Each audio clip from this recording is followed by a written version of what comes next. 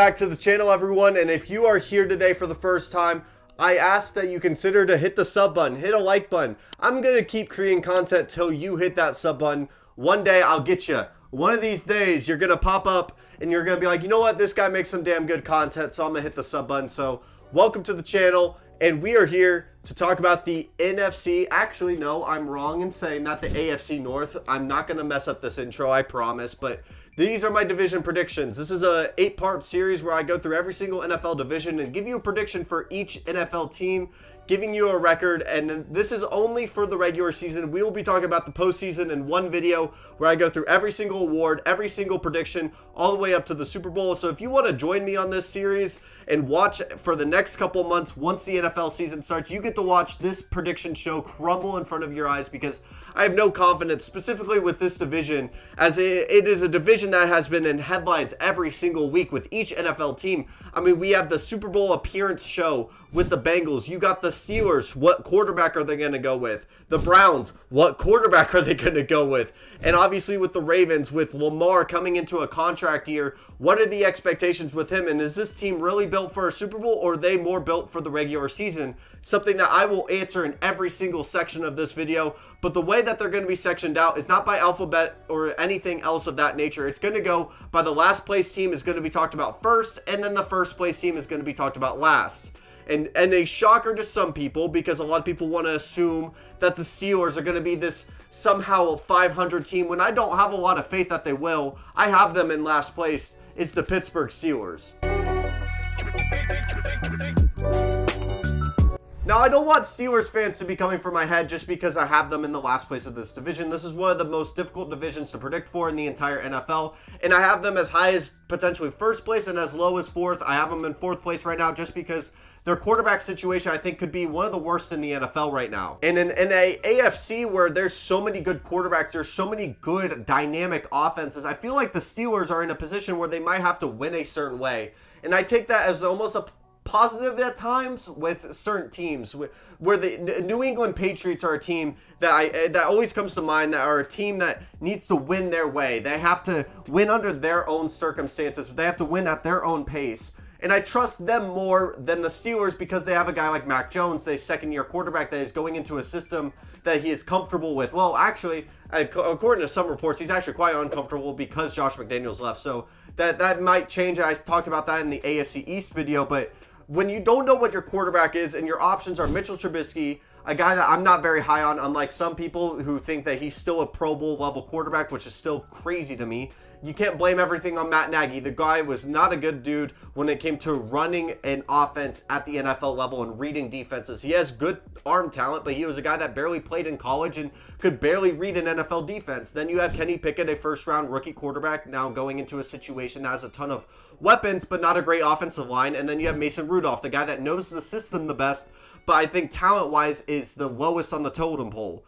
But outside of the quarterback position, you have a really good defense. Minkah Fitzpatrick is a guy that I think is primed to come back and really cement himself as a top 3 safety right there with Derwin James, I would say, potentially like Jesse Bates and Justin Simmons.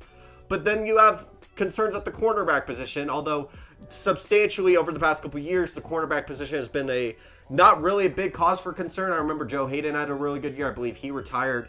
And their front seven's going to be solid. Devin Bush is coming back from, I believe, an ACL tear. So the defense is going to continue. You have Deontay Johnson, who I believe is holding out. I could be wrong in that fact. You have George Pickens, who is showing out every single practice, it feels like. During training camp, you see a new clip of George Pickens just dominating. Najee Harris is primed for another fantastic year, as he had one of the best rookie years I've seen in a long time.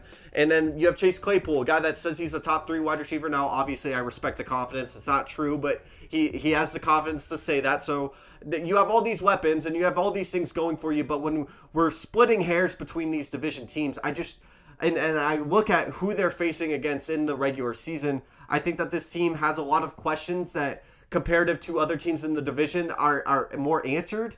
And I think that the Steelers are a team that could easily be a 9-8 team. All four of these teams could easily have a positive record.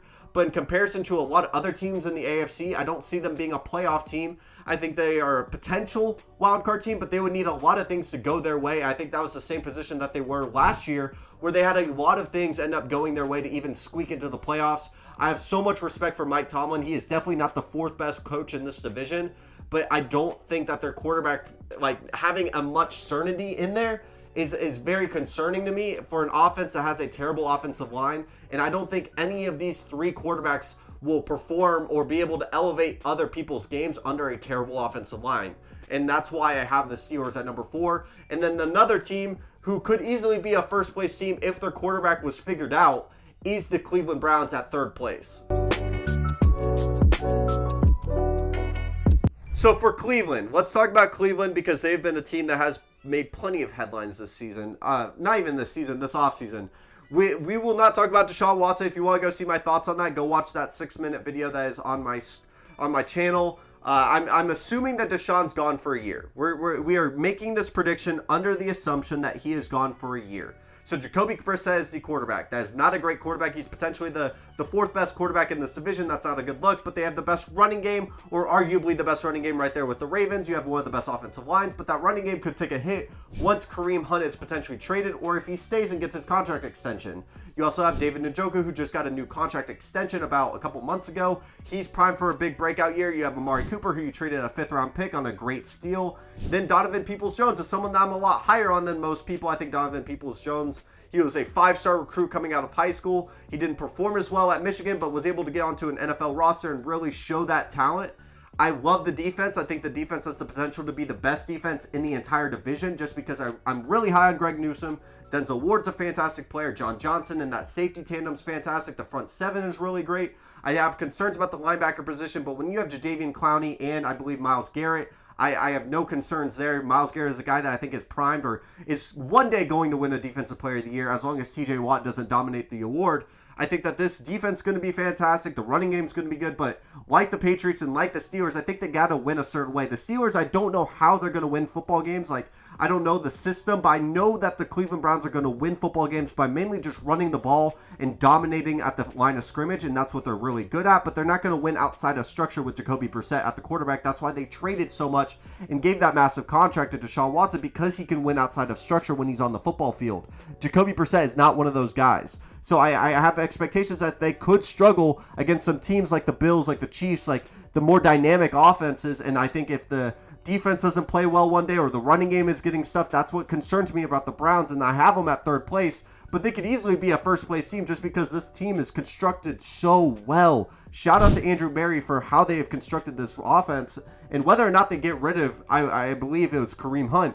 If they get rid of him, I still have a lot of faith in Nick Chubb. I think Nick Chubb's a top 3 running back. He's one of the most efficient runners in NFL history so far. So I think as long as we manage expectations with the Browns, I think that a lot of people have them potentially being a sub 500 team all the way to the best team in the NFL. If we meet in the middle, I think then they're around a 3rd place team. I don't know if they make the playoffs this year with Jacoby Brissett at the helm.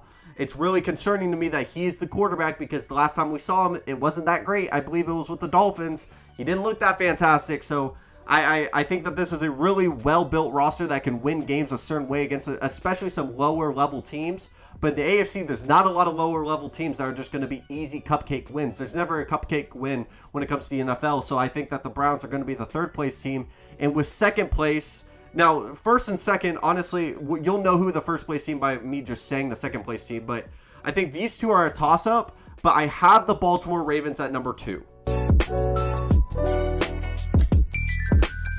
Baltimore by no means is a bad football team. I do think that they are slightly overrated. Now, hold on. It's not because of Lamar Jackson. If anything, Lamar right now is an underrated quarterback. One of my more popular videos I've made was saying Lamar is a top 10 quarterback. I still stand by that. Lamar is a damn good quarterback, especially in we're talking throwing the football. I'm not just talking about his running threat. He's a good thrower of the football, in my opinion. For what I've watched, and especially before the injury happened, he was dominating the football field as he usually does. That was a terribly constructed sentence, Tegan. You can't even edit that one out. It's fine. We'll keep moving forward. The problems with the Ravens is they have not fixed the problems that they had previously during their playoff runs. We are only talking about the regular season during these prediction videos, right? So I expect them to have a really good regular season, potentially a first place in the division regular season. But when they get to the playoffs, I'll talk about it when we get there.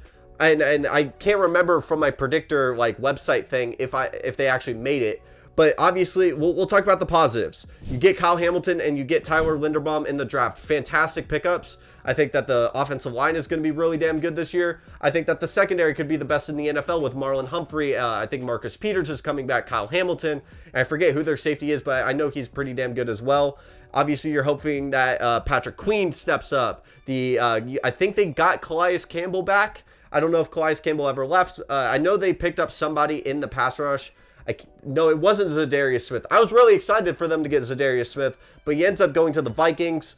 So they will have a good running game with J.K. Dobbins coming back. J.K. Dobbins looks like he's slowly reassuring himself as the number one running back on this team. And then the big question mark, and I think the thing that people are kind of assuming is just going to work out as they are a run-heavy team, is they do not have a great wide receiving core. Obviously, Mark Andrews cemented himself as a top 3 tight end. But then again, we are putting a lot of stock in Rashad Bateman. I like Rashad Bateman. I think Rashad Bateman could be a really damn good wide receiver in the NFL. But he's going to need a Jamar Chase level season. Well, just a little bit under that. I would take a couple notches under that. But he's going to have to be elite from day one because they don't have Marquise Brown anymore. And then outside of that, someone's going to have to step up. I've been imploring and begging that the Ravens go pick up another wide receiver, because when you compare him to the Bengals, although the coaching I think is a lot better with the Ravens and the running game is probably a lot better with the Ravens, they don't look great on the weapons department. And I think people kind of overlook that because they made the great move to get Kyle Hamilton. They got Tyler Linderbaum. They got all these guys that a lot of draft experts were super high on. They got them at a really good bargain. You have J.K. Dobbins, who looked like an elite NFL running back day one. And you have all these things, these positives. I think it's a good regular season team. But when we go past that, and this is a team that might have to win a certain way, even though we think that Lamar is this dynamic player, he's just this wild card, and I do think he is underrated as a passer, and he's still a damn good runner. The weapons department is not at an elite level, and when we compare to other teams in the AFC, especially at the top, because I see this team as one of those guys that are sitting there, I have them more as a pretender than a contender. That might be a hot take to you, but I do think that the Ravens are still 1 to 2 pieces away. They definitely improved in the spots that they didn't need to improve, but they just got a luxury of it. But I still think the wide receiver position is a weak spot. You still have Greg Roman on the coaching staff. There's still the same problems that we've had in previous years with the Ravens are still evident here. And I'm really curious, is Lamar Jackson going to step up in a role where he is practically proving himself, hey, I am worth a contract extension, and then they get handicapped with the salary cap? That's a whole video for another day. But we'll move on to the number one team, a team that could easily drop off with a Super Bowl slump, but I don't have an expectation that they will, is the Cincinnati Bengals. Damn, this video is getting long. The Bengals, it's quite simple. Run it back. Do the exact same thing you were doing before during the playoffs. Don't have the slump that you were having in the early parts of the season. Just continue the momentum that they had in the playoffs. You were one major play. I mean, I think it's Joe Burrow. If Joe Burrow has one more second of time, Jamar Chase is open down the field. They win the Super Bowl. Cincinnati are Super Bowl champions. You run it back. You added to the offensive line. You've done all the right things. I think Eli Apple has almost become underrated as a coverage guy. We have to almost give him credit because we saw the Moss play with him and Jamar Chase in training camp. I'm even thinking about making a video about just solely training camp, but they've played fantastic. Joe Mixon has to play at an elite level. He's getting picked high in fantasy draft, whether you want to put stock in that, whether you just want to blow that off. He is a damn good running back for a reason. Jamar Chase, T. Higgins, it's the same crew. So I think the consistency versus the variables with the other teams in this division is why I have the Bengals number one. Whereas I think that they have enough weapons to dominate. I think if they get the right matchups in the playoffs, they could be on another Super Bowl run. Joe Burrow is only going into his third year, really his second year, just because of that first year got cut off halfway through. Whether or not you want to say it's 1.5, I don't really care. The dude's going to improve. He's improved every year of his career. I'm very high on Joe Burrow, like many others are, but I think the consistency, as long as they get Jesse Bates, sign Jesse damn Bates, bro. The way he was playing in the playoffs, he did struggle in the regular season. I'm very high on Jesse Bates. I think he's a fantastic coverage guy. He does everything you need on the defensive side of the ball. Trey Hendrickson played fantastic this year. You're going to need him to continue that level of play.